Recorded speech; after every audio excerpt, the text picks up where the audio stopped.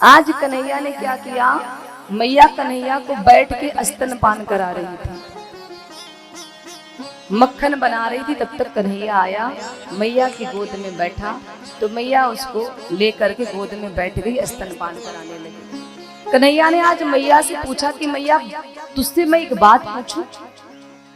मैया ने कहा पूछ, क्या पूछना चाहता है।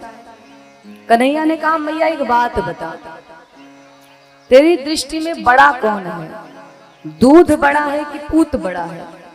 आप समझती है, पूत का मतलब समझती है बेटा। ये बता तू प्रेम किससे ज्यादा करती है, दूध से ज्यादा प्रेम करती है कि पूत से ज्यादा प्रेम करती है। मैंने ये तो मैया ने कहा भैया कन्हैया तेरे ऊपर दूध क्या पूरा संसार वार दूं, मेरे लिए तो सबसे प्यारा मेरा पूत ही है। तो कन्हैया ने कहा अच्छा भाई पूत सबसे प्यारा, बोली हाँ। और माँ इतना कह के स्तनपान कराने लगी। तभी माँ को अचानक से याद आया कि हे भगवान, मैंने रसोई पे चूल्हे में दूध का भगोना चढ़ाया है और चूल्हा जल रहा है, और कहीं ऐसा ना हो कि दूध उफन के नीचे गिर जाए, बह जाए दूध भगोने से।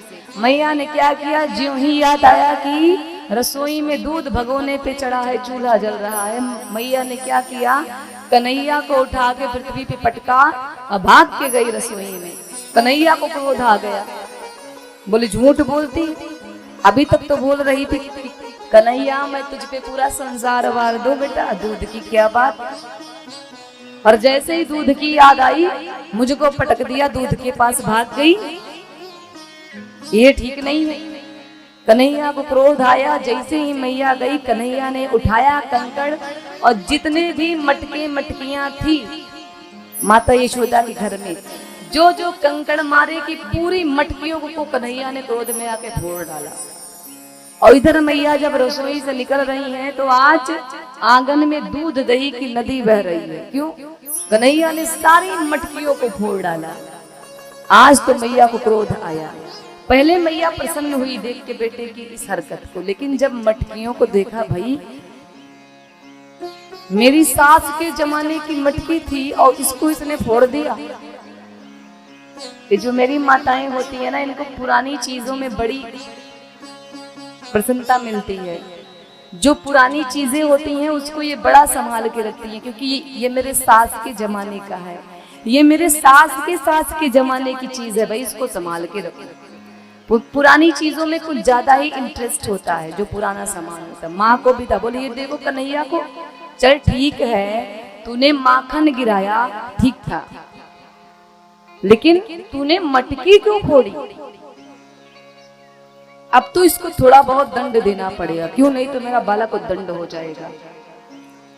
तो मैया ने क्या किया, आई और कन्हैया को बोली रुक तू आज खड़ा रहे, मैं आज तुझको मारूंगी। डंडा उठाया एक मोटा सा, दौड़ा लिया कन्हैया को। सुखदेव जी कहते हैं परीक्षित बड़ी विचित्र बात है, जो भगवान सारे संसार को प्रकट करने वाले हैं, जिन भगवान की भ्रिकुटी टेढ़ी हो जाए तो उनके भय से पूरे संसार का लय हो जाता है। धन्य है यशोदा का भाग्य कि आज यशोदा उन्हीं भगवान को डंडा लेके खड़े पड़ी है कि आज तू बस एक बार मेरे हाथ लग जा, तेरी आज ऐसी पिटाई करूंगी कि आज से तू चोरी करना, मटकी फोड़ना, माखन खाना भूल जाएगा, बहुत ज्यादा तू दंड हो गया। मैया ज्यों ही डंडा उठाई कन्हैया भाग गए। अब पीछे पीछे लगी हैं, बालक कहाँ पकड़ में आते हैं, एक बार जो भागे तो फिर दौड़ते रहो आप। अब माँ यशोदा बूढ़ी हो गई है, कितनी देर दौड़ पाएंगे, थक गई, सांस फूलने लगी, डंडे को रख दिया। कन्हैया दूर खड़ा, मैया ने कहा बेटा आजा। कन्हैया ने कहा मैया मैं आ तो जाऊं पर तू मारेगी बहुत, इसलिए नहीं आऊंगा। मैया ने कहा नहीं बेटा, कौन बोला कि मैं तुझको मारूंगी, तू आ तो सही, आज मैं तेरी पूजा करूंगी, आज तुझको नहीं मारूंगी बेटा। कन्हैया बोला सच मैया पूजा करेगी? मैया ने कहा आज तेरी ऐसी पूजा करूंगी कि तेरी पूजा वैसी कभी हुई नहीं होगी, तू आ तो सही मेरे लाल। कन्हैया ने कहा मैया पहले डंडा फेंक दो, इस डंडे का ही भय है। मैया ने कहा ठीक है, डंडे को थोड़ी दूर फेंक दिया। अब कन्हैया को जब मैया ने प्रेम से बुलाया तो प्रभु आए, और जैसे ही प्रभु आए माँ ने प्रभु का हाथ पकड़ लिया, और जैसे ही पकड़ा अब भगवान को माँ खींचते हुए ले गई आंगन में। बोली तू बहुत उद्दंड हो गया है, आज मैं तुझको दंड दूंगी। बता तूने इतनी पुरानी पुरानी मेरी मटकियों को फोड़ दिया, एक बार भी ना सोचा कि मेरी कितनी पुरानी मटकी, मेरे सास के जमाने की मटकी तूने फोड़ दिया। कन्हैया रोने लगे, झूठा नाटक कर रहे हैं रोने का। ले गई मैया आंगन में, और वहीं पे एक उखल थी, उसी उखल में कन्हैया को बांधने लगी। आज प्रभु को माँ बांध रही हैं, लेकिन ब्रह्म है, इनको बांधना आसान नहीं है, और इनको आप कब तक नहीं बांध सकते जब तक कि आपके हृदय में प्रेम ना हो। इनको एकमात्र प्रेम से ही बांध के रखा जा सकता है। मैया रस्सी लेकर के आई, उखल में बांधने लगी तो जैसे ही पूरा बांध लेती 2 इंच रस्सी कम पड़ जाती। फिर गई भाग के आई, जैसे ही बांधती 2 इंच रस्सी कम पड़ जाती। फिर गई भाग के आई, फिर बांधी 2 इंच रस्सी कम। मैया बड़ी चिंतित। जब मैया बांधते बांधते माँ के माथे पे पसीना आ गया तो भगवान ने सोचा कि अब मुझे बंध जाना चाहिए। क्यों? भगवान कहते हैं कि कर्म करते रहो, सफलता अपने आप आपको मिलेगी। भगवान बंध नहीं रहे, पर मैया लगातार बांधने में लगी है। भगवान बंधना नहीं चाहते, बंध नहीं रहे, पर मैया ने भी ठान लिया कि आज मैं तुझको बांध के ही दम लूंगी। तो कन्हैया ने कहा भाई कर्म प्रधान है पृथ्वी पे, और मैया इतनी देर से कर्म कर रही, सफल तो होना ही पड़ेगा इसको। तो प्रभु बंध गए, अपने आप ही प्रभु ने स्वयं को बंधवा लिया। अब मैया बांध के चली गई भीतर। कन्हैया ने एक लीला की। जब मैया गई भीतर तो आज उस आंगन में अशोक के 2 वृक्ष हैं, यमलार्जुन के 2 वृक्ष हैं। कन्हैया ने सोचा आज इनका भी उद्धार कर ही देता हूँ।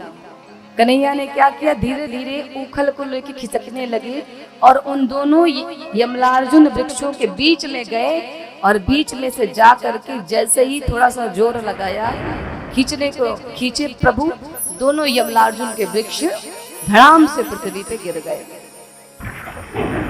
पृथ्वी पे गिरे, आवाज हुई, मैया दौड़ के आई, देखी तो दोनों वृक्ष नीचे गिरे। पर जैसे ही वृक्ष नीचे गिरे उसमें से 2 दिव्य महापुरुष प्रकट भये। दोनों ने प्रभु को प्रणाम किया और प्रणाम करके अपने अपने लोक को गए। परीक्षित पूछते हैं कि ये दोनों वृक्ष कौन थे और प्रभु ने इनका उद्धार क्यों किया।